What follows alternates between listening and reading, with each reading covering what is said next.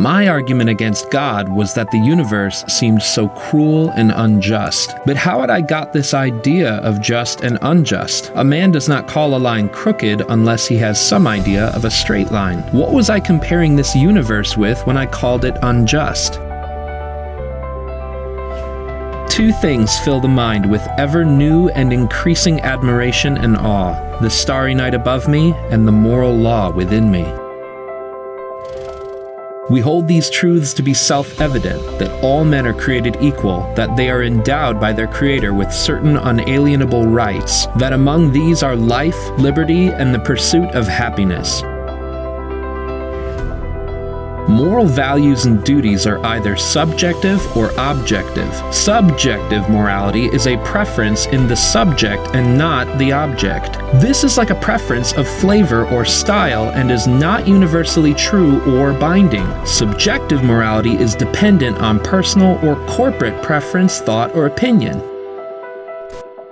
Objective moral values and duties are prescriptive, universally true, and binding to all people in all places at all times. This is like mathematics or the laws of logic. Objective morality is wholly independent of personal or corporate preference, thought, and opinion. God's nature, which is omnibenevolent, unchanging, and authoritative, provides a reference point or standard by which to judge and establish objective moral values and duties, and His commands are extensions of His own nature. If God does not exist, then there remains no foundation for objective moral values and duties. A common objection to this is the Euthyphro dilemma, which tries to invalidate God as a possible reference point. It attempts this by asking, is something good because God wills it, or does God will something because it is good? The first option would make God's commands arbitrary and therefore not objective. The second option means that something exists beyond or above God that He submits or refers to, and therefore the good is something greater than God Himself, which is impossible because God is defined as the greatest possible being. There is, however, a third option. As stated earlier, God's commands are an extension of His own character, which never changes. This means that God's commands are not arbitrary because God cannot change, and come from within God Himself, so nothing outside of God compels or commands Him. The Euthyphro dilemma fails to discredit God as an objective reference point for morality.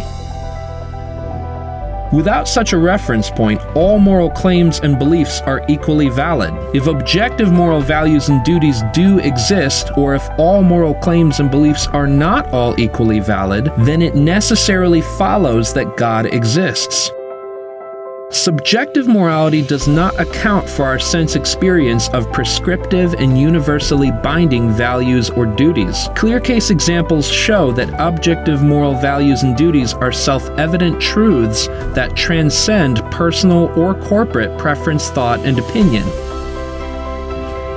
For example, it is widely assumed that traits like kindness, generosity, and honesty are preferable to their opposites, cruelty, selfishness, and dishonesty. A popular objection to this is that many cultures disagree on moral issues, and therefore, morality cannot be objective.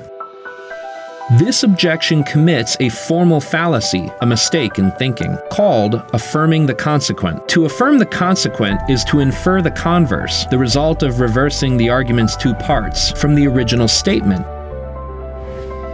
To understand this, think of this example of an argument that affirms the consequent. 1. If you eat rotten food, you will become ill. 2. You are ill. 3. Therefore, you must have eaten rotten food. The first premise outlines an outcome of an act. The second premise presents the outcome described in the first premise and assumes that the act described is the cause. In actuality, there are a number of acts that can lead to the outcome described. Even though eating rotten food will make you sick, there are a number of other possible causes that could have led to your sickness. The idea of cultural relativism invalidating objective morality makes the same mistake. 1. If morality is subjective, then different cultures will have different views on morality. 2. Different cultures do have different views on morality. 3. Therefore, morality is subjective. While the first premise is true, that doesn't mean it is the only possible cause of the second premise. In the same way that many factors can cause an illness, many factors can contribute to societies and cultures having different perspectives on morality. Objective morality is often misunderstood, emotionally resisted, or volitionally opposed, both individually and corporately. Another thing to consider is not only how morality differs from societies and cultures, but how alike their perspectives on morality really are. Another objection to objective morality is conventionalism. Conventionalism claims that societies, cultures, and collective groups determine moral values and duties. Conventionalism, however, commits a fallacy called argument ad populum.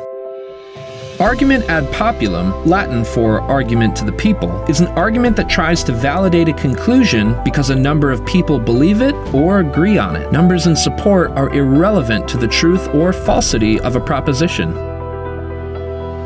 Another issue with conventionalism is that it establishes moral values and duties by force or collective power and is counterintuitive to moral reform. If conventionalism were true, then the greatest moral reformers of history would be considered immoral because they disagreed with the populace.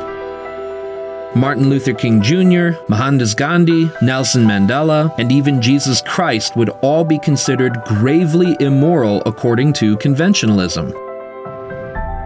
Lastly, conventionalism, when practiced, has led to some of the most atrocious and horrific moral outcomes throughout all of history. During the Nuremberg trials following World War II, the defense of the Nazi leadership who carried out the genocide of 6 million Jews was conventionalism. They pleaded that they were only following the law and obeying orders. Although conventionalism would justify their defense, this wasn't considered a defensible case. The penalty for their crimes ranged from life in prison to death. This was considered just because they should have known right from wrong in an objective sense. The most popular objection to objective morality today is ethical subjectivism. Ethical subjectivism is the philosophy that morality is decided by persons individually. According to ethical subjectivism, each person has the right to decide for themselves what is right and wrong. The problem with ethical subjectivism is that it is logically self-defeating. It is often presented in the phrase, "What's true for me is true for me, and what's true for you is true for you." Truth is defined as what corresponds to reality and is independent of personal preference or opinion. If two persons have conflicting truths, then no resolution can be made. What is true applies to all people in all places at all times. Although it can be shown that ethical subjectivism fails logically, it can also be revealed to be practically self-defeating. The majority of people who claim to subscribe to ethical subjectivism are not committed to it when presented with clear case examples, like the understanding that torturing the innocent is morally wrong. An efficient way to communicate this is to take whatever an ethical subjectivist is morally passionate about and relativize it. Present the opposite opinion of their own view and ask if it is just as valid as their own perspective. Often this is enough to show the bankruptcy of ethical subjectivism. A final objection to objective morality would be that morality has been a result of sociobiological conditioning or evolution and is therefore subjective, since morality could have resulted differently. This objection commits a mistake in reasoning known as the genetic fallacy. The genetic fallacy attempts to invalidate a claim by explaining the origin of the belief in that claim. The problem with this is that the justification or origin of a belief has nothing to do with the truth or falsity of the belief itself. It is possible to believe something true without having valid justification for that belief. There is also an implicit assumption that because something is learned, that it is therefore subjective. But mathematics is an example of something learned that cannot be subjectively altered. Other people wrote to me saying, "Isn't what you call the moral law just a social convention? Something that is put into us by education?" I think there is a misunderstanding here. The people who ask that question are usually taking it for granted that if we have learned a thing from parents and teachers, then that thing must be merely a human invention. But of course, that is not so. We all learned the multiplication table at school. A child who grew up alone on a desert island would not know it, but surely it does not follow that the multiplication table is simply a human convention. Something human beings made up for themselves and might have made differently if they had liked. I fully agree that we learn the rule of decent behavior from parents and teachers and friends and books as we learn everything else. But some of the things we learn are mere conventions which might have been different. We learn to keep to the left of the road, but it might just as well have been the rule to keep to the right. And others of them, like mathematics, are real truths. Other moral philosophies such as Platonism, humanism, or any philosophy that exempts God as its reference point will ultimately fail to account for our moral experience because without that reference point they are arbitrary and subjective. Since subjective morality fails to provide a logical explanation of the facts and human experience, morality must be objective. And because objective morality requires God to exist, God does exist.